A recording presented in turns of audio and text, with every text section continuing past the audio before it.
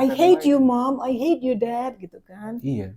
Ya. Nah, itu kenapa? Dan mempermalukan. Ada lagi yang kemarin aku baca gitu kan yang disebut dengan gerakan baru untuk mother shaming. Mother shaming. Mempermalukan ibu. Ya, mempermalukan ibu, menjelek-jelekkan betapa jeleknya pengasuhan ibu. Dan bahkan juga para psikolog kita kadang-kadang gitu ya, dengan tidak sensitifnya dan tidak hati-hati ya, mengungkapkan seolah-olah segala permasalahan remaja atau permasalahan anak muda sekarang itu disebabkan oleh pengasuhan yang salah.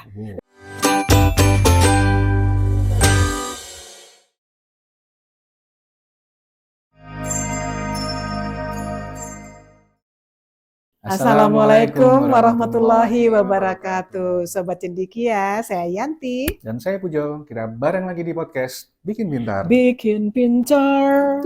Oke. Bu Yanti. Yes, sir. Jadi orang tua itu berat ya?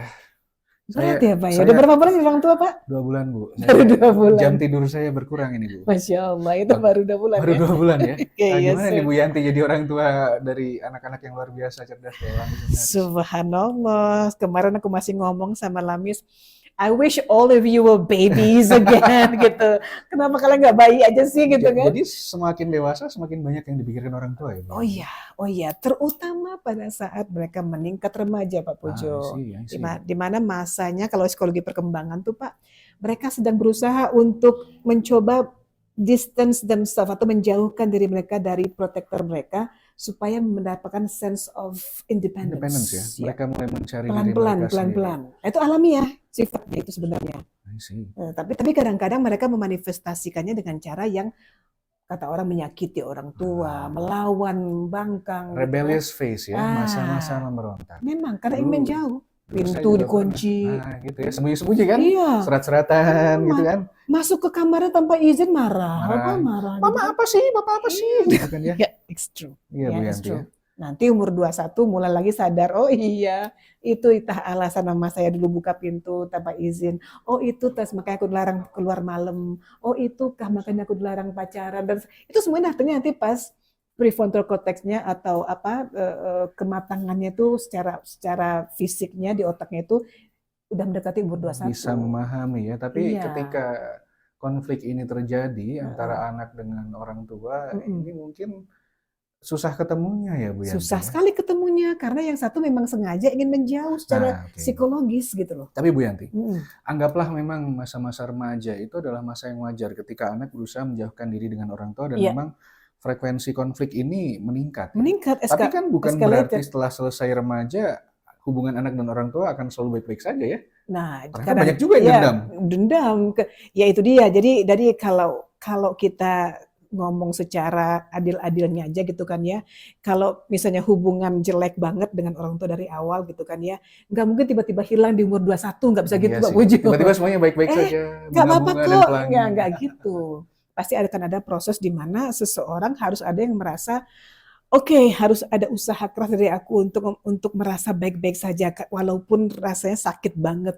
Harus ada usaha yang keras.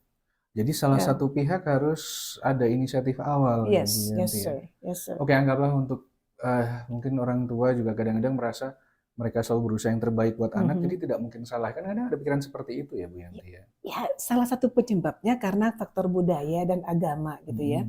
Kan kadang-kadang ada orang tua ya yang merasa bahwa kalau dalam Islam contohnya gitu kan ya, bahwa kita harus memberikan respek yang tertinggi kepada orang tua ya, apapun terjadi gitu kan ya, harus nggak boleh ada istilahnya standar minimum tuh nggak ada untuk merespek orang tua, harus respek yang tertinggi gitu kan ya. Nah orang tua kadang-kadang ada orang tua yang mengambil kesempatan dari itu semua dengan berbuat seenaknya. Tanpa memperhatikan aspek keadilan kepada anak sebagai manusia juga, aspek kasih sayang dan aspek kebenaran. Yang benar menurut Quran itu seperti apa? Nabi Ibrahim kan pernah punya orang tua yang betul-betul bertentangan dengan beliau gitu kan ya. Tapi apakah dia marah-marah ngamuk-ngamuk pada orang tuanya? Enggak juga Bu ya. Enggak kan? Menuntut ke pengadilan gitu ya. Enggak 20 triliun. 500 juta, 500 miliar nuntut orang tua ibu. Atau membuang orang tuanya di tempat sampah gitu ya. Itu dia. Entah kenapa generasi kita sekarang agak makin sadis gitu ya. Agak sadis ya sama orang tua. Oke, Bu Tapi Yanti. di Jepang kan juga ada tuh Pak, Gimana? yang dulu kebiasaan membuang orang tua itu legenda atau beneran sih itu? Kalau yang di Jepang saya belum tahu sih Bu Yanti ya. Karena yang saya baca berita kita akhir-akhir ini agak mengerikan juga. Gitu ya? Kemarin ada yang baru orang tua meninggal ya, umur 80 tahun dua-duanya meninggal, mereka sendirian. Memang hubungan dengan anaknya kurang baik, jadi nggak ada yang menjenguk gitu ya. Jadi Betul. istilahnya meninggalnya pun dengan sedih sendirian aja. Setelah istrinya meninggal, berapa hari kemudian suaminya juga meninggal. Iya, kemarin Pak Alan, ingat Pak Hidayat nggak Pak Alan? Kemarin ke rumah, beliau ini mantan menti aku gitu kan yang tinggal di Jepang sekarang. Beliau bilang gini, sekarang orang di Jepang itu nggak pengen punya anak Bu Yanti. Dan orang tua kepengennya nggak beranak karena kenapa? Karena di usia 18 tahun saja katanya gitu kan, mereka harus keluar dari rumah gitu kan ya. Dan hampir tidak ada dari mereka itu yang ketika orang tuanya tua itu yang merawat mereka ya. Biasanya ditaruh di panti jompo. Jadi orang tua ini merasa nanti juga gue akan dibuang oleh kamu gitu kan ya, nggak akan peduli dengan aku, ya udahlah nggak punya anak sekalian aja gitu. Pikiran-pikiran seperti ini nih yang bikin kita jadi childless Bu. Memutuskan lebih baik childless ya Bu. Oke Bu Yanti. Jadi memang semakin kesini dari yang saya pelajari, dari yang saya amati, menjadi orang tua yang baik untuk anak itu kan semakin sulit ya Bu Yanti. Yes. Semakin sulit dalam artian semakin banyak yang harus kita kerjakan untuk providing ya, memberikan yang terbaik untuk anak-anak kita. Kemudian jadi istilahnya semakin susah juga untuk selalu ada buat anak-anak kita. Kita kerja suami istri begitu ya. Kemudian kehadiran anak pun selalu membutuhkan adanya orang tua begitu di kalangan kehidupan sehari-hari agar bisa tumbuh normal dan yang lain-lain. Kayak makan buah simalakama zaman sekarang ya Pak ya. Betul. Kita harus kerja cari uang untuk menghidupi anak ya, untuk memberikan kesejahteraan untuk keluarga. Karena dengan keadaan yang sedang serba biaya tinggi sekarang ini. Tapi at the same time ya anak-anak harus ada yang jaga juga. Membutuhkan kita luar biasa. Dengan kondisi internet, media sosial, berita atau video-video yang tidak terfilter, anak-anak kita terekspos ke dunia luar dengan paham-paham yang mungkin kurang sesuai dengan kondisi kita. Betul. Nah, jadi kondisi kita sekarang, saya rasa mungkin bukan di Indonesia, di luar negeri juga sama. Tapi kita sama bicara saja dari yang di sini aja dulu. Berarti yang namanya keluarga yang baik, yang saling menghargai antara orang tua dan anak itu menjadi semakin langka dan semakin sulit untuk mewujudkannya. Betul Pak. Dan salah satu hal yang menjadi penyebab dari makin kacaunya keadaan ini ya. Sebelum aku ngomong soal itu ya, aku ngomong soal fakta dulu. Hampir semua mahasiswaku mengatakan mereka punya second account. Ya, second Instagram account gitu kan ya. Nah, itu aku nanya, emang ada apa dengan second account itu? Ya kami bisa mengatakan segala-galanya di situ Bu, mengekspresikan yang segala-galanya gitu kan ya. Termasuk untuk menghina-hina, maki-maki orang tua kalau ada masalah dengan orang tua. Kenapa itu tiba-tiba jadi privilege, Bu? Kenapa jadi seperti fitur yang harus dimiliki agar bisa memaki-maki? Itu dia. Ya, bahkan aku pernah di kelas itu ngadain curhat session gitu kan Pak ya.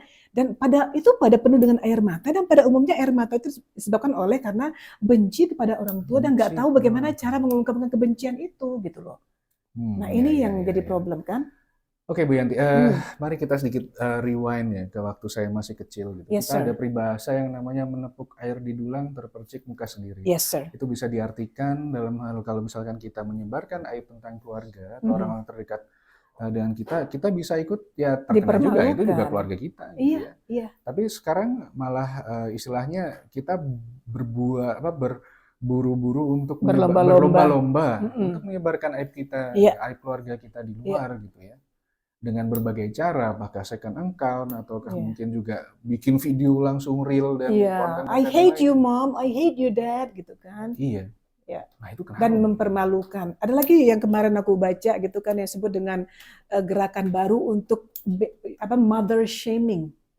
Mempermalukan ibu. Ya, mempermalukan ibu, menjelek-jelekan betapa jeleknya pengasuhan ibu.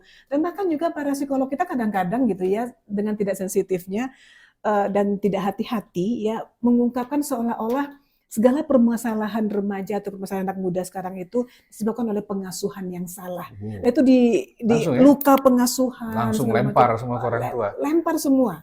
Itu buat aku sebenarnya itu seolah-olah mengaggravate bahasa Indonesia membuat lebih parah ya, membuat lebih parah keadaan gitu. Iya.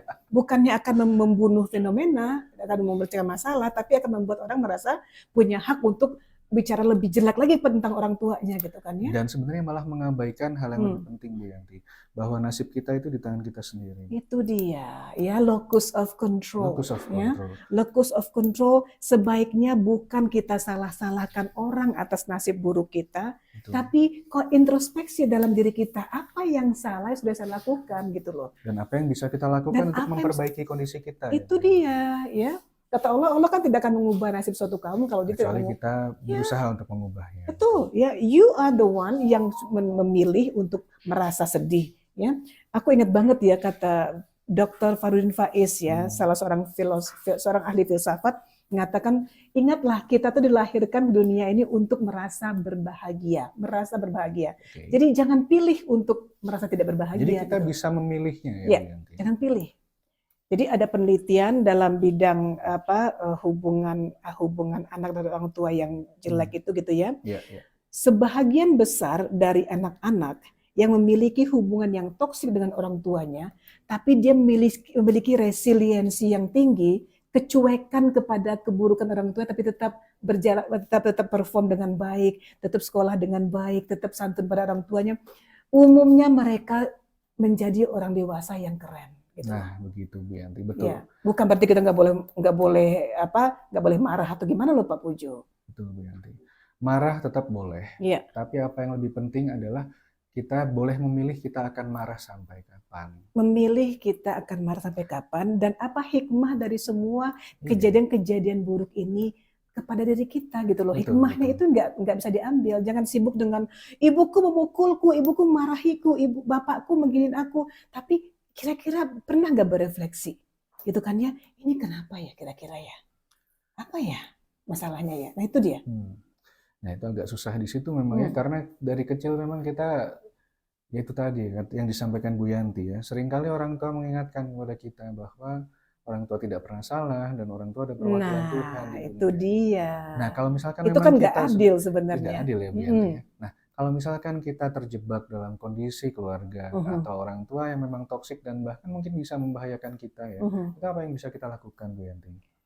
Sebagai umat yang beragama gitu kan ya, terutama yang muslim nih ya, betul. Karena saya betul seorang muslim, saya akan berkaca saja kepada kisah-kisah Nabi gitu ya. Salah satu Nabi yang betul-betul bermasalah besar dengan orang tua adalah Nabi Ibrahim. Ya, sallallahu alaihi wasallam. Nabi Ibrahim betul-betul ingin mengatakan kepada orang tuanya bahwa ini nggak benar gitu misalnya kan ya. Tapi apakah dia melakukannya dengan cara yang menghina-hina orang tuanya, menjelek-jelekan aib orang tuanya kepada masyarakat, atau membunuh orang tua, atau mempenjarakan orang tuanya? No, dia hanya mengatakan wahai ayahanda gitu kan ya. Gini, dia mengatakan dengan lemah lembut ya, dengan penuh kasih sayang.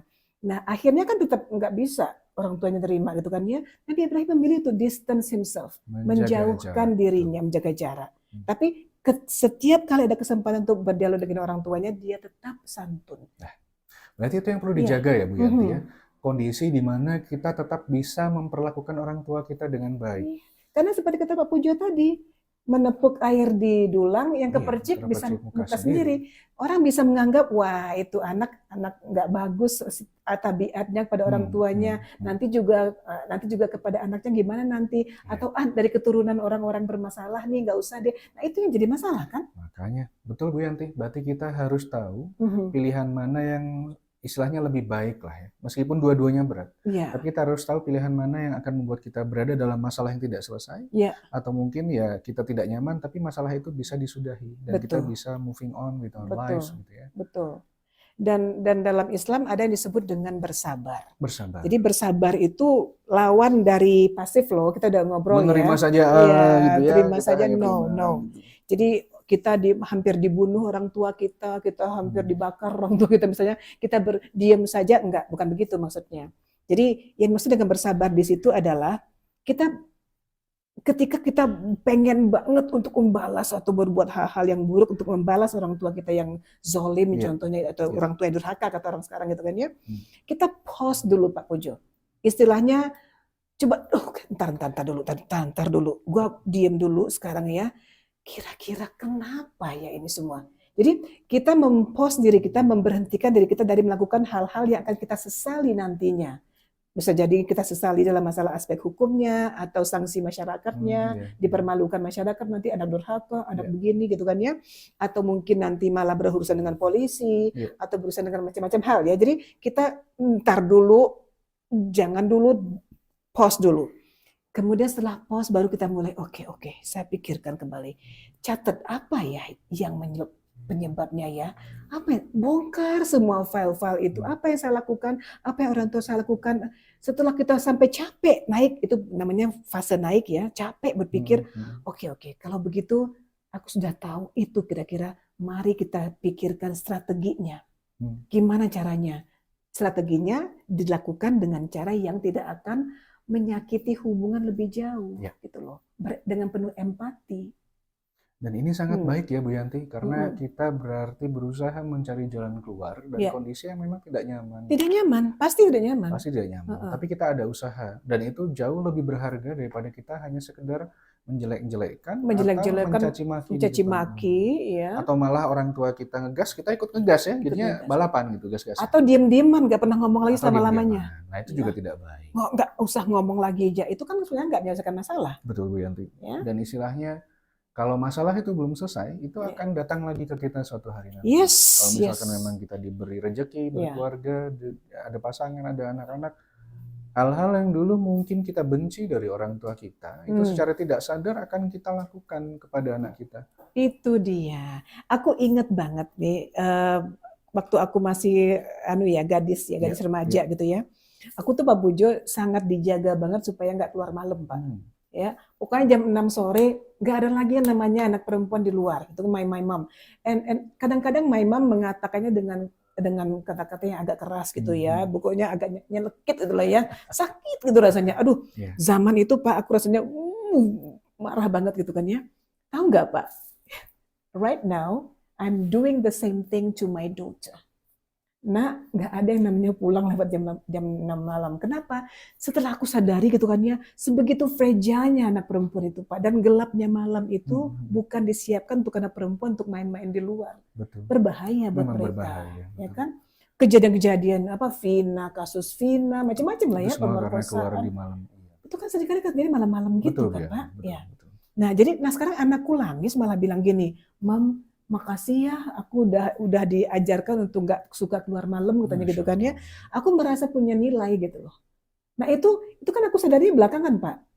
Nah jadi aku merasa sekarang ternyata itu karena itu. Nah jangan melakukan hal-hal yang akhirnya kita akan sesali nanti setelah sadar, setelah ini mateng, setelah prefrontal cortex kita mateng, baru kita nyesal gitu kan ya. Betul. Kenapa dulu begitu sama ibuku sama bapakku gitu kan? Betul.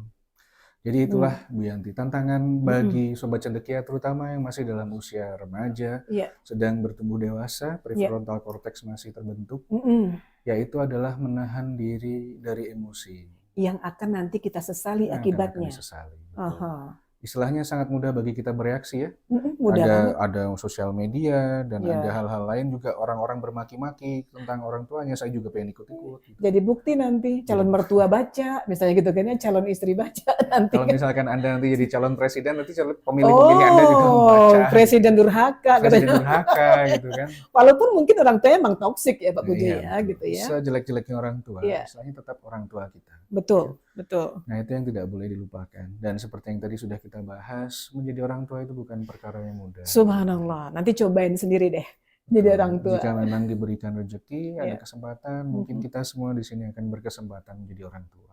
Jadi selama kita masih menjadi anak, sebenarnya jadi anak itu paling enak Bu Yanti. Kita ditanggung orang tua soalnya. Ditanggung orang tua. Tapi mungkin tidak semua anak seberuntung itu. Ketika itu yang terjadi kepada sobat-sobat cendekia, itu yang tadi kita sempat sampaikan juga, ketika orang tua tidak hadir bersama dengan kita, memang kita akan lebih mudah terekspos kepada pilihan-pilihan buruk. Tapi kembali lagi, yang bisa memilih itu kita. Dan ingat basic human potentials, sensing, reasoning, empathy, dan conscience tadi. Arahkan saja panca indera kita kepada hal-hal yang baik-baik saja. mudah-mudahan cara berpikir jadi baik. Betul. Kalau kita mengarahkannya kepada dendam, marah, tidak terima kepada orang tua, nanti yang datang juga hal-hal yang buruk, kurang baik atau buruk bahkan. Betul.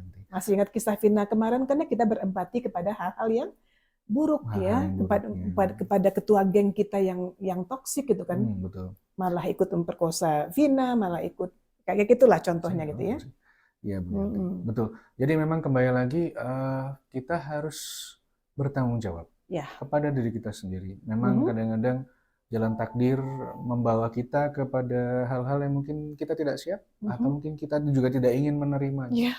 Kembali lagi, insya Allah semua itu diberikan Allah karena kita mampu. Kita mampu untuk menghadapinya, ya, dan jauhi menyalahkan keluar, tapi introspeksi ke dalam, kemudian pikirkan cara terbaik untuk menyelesaikan masalah, bukan dengan menepuk air di dulang, terpacik muka sendiri, rugi sendiri jejak digital gila-gilaan sekarang Mbak Pujo.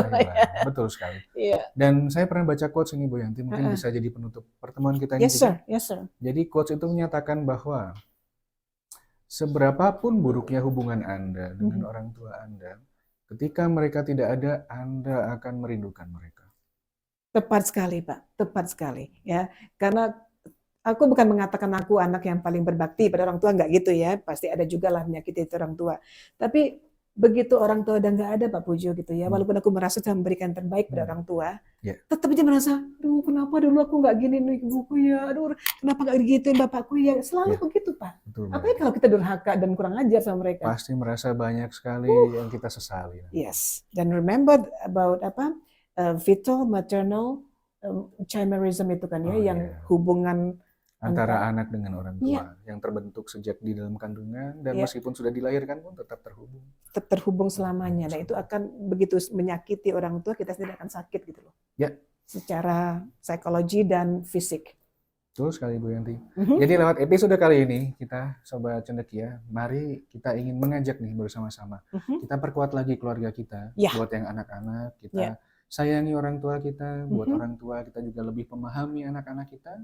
Semoga dengan demikian keluarga kita jadi lebih baik, karena keluarga itu adalah blok utama pembangun negara yang kuat. Itu basicnya banget, dasarnya banget. Kalau ini sudah kuat, insya Allah Indonesia emas itu terjadi. Yang tadi ngomong soal Indonesia emas. Bisa kita wujudkan. Insya Allah. Oke, saya rasa begitu akhir podcast kita hari ini. Sobat Cendekia, semoga bermanfaat bagi kita semua. Nanti kita ketemu lagi di podcast selanjutnya soal juara-juara. Soal juara-juara Indonesia. Indonesia juara. Indonesia juara. Indonesia juara. Baik. Terima kasih Bu Yanti. Kita akhiri dulu semuanya. Wassalamualaikum warahmatullahi wabarakatuh.